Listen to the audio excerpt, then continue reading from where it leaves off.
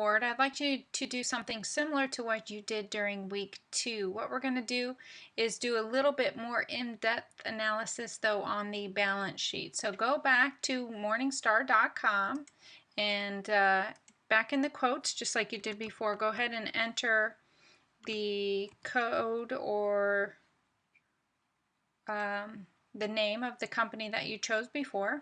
I'm going to pull up Starbucks here. And this time I would like you to go over to filings. You can go back to financials and pull up some of this information, but you're not going to be able to find it all. So I'm actually would like you all to pull up the annual report for the companies you've chosen. A lot of times you can also go directly to their website and in the very bottom find something about us or contact us, and they'll have a tab for investor relations, and you can pull up the report that way too. Sometimes I prefer that. It just depends. So here's what I want, the last annual report that was published here. Go ahead and click on that, and I've already got it open here, so it doesn't need to download, hopefully. Where'd it go? Here we go. All right, so this is what's called the 10K. This is what companies are required to file with the SEC, and they all follow the same basic format. So you're going to have to scroll through this 10K until you can find, usually there's like a table of contents here, and you can find the page numbers. Typically, I think it's about section 8 we're looking for. This one looks a little bit different, doesn't have page numbers. A lot of them will have a page number on them. Okay, so this is item 1. I think we're going to look for item 8 is usually about the results of operations.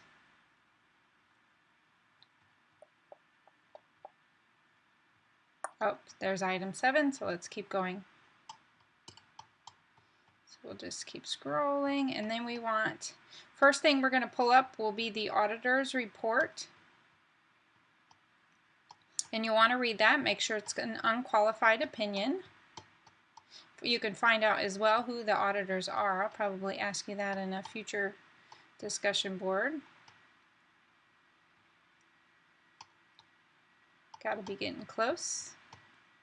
Okay, here we go. Item 8, the financial statements and supplementary data.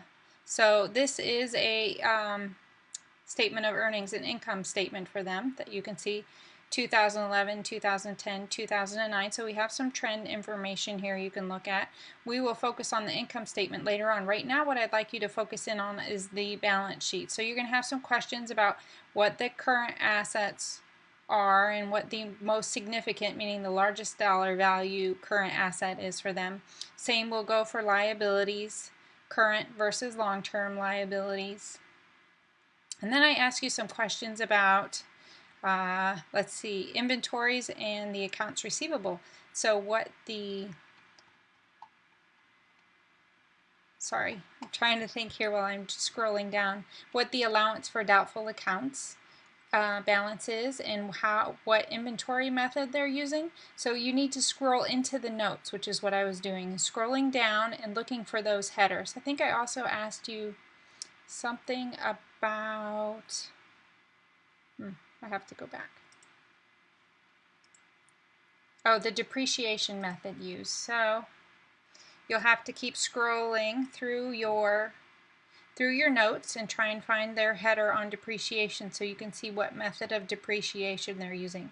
But hopefully that will get you started on understanding what it is that you need to look for. Again, you want the latest annual report or 10K statement, and you can pull that from Morningstar or from the business itself. And then scroll down and start reviewing this financial information and reading through some of those notes so you can find the information we're requesting. Thank you.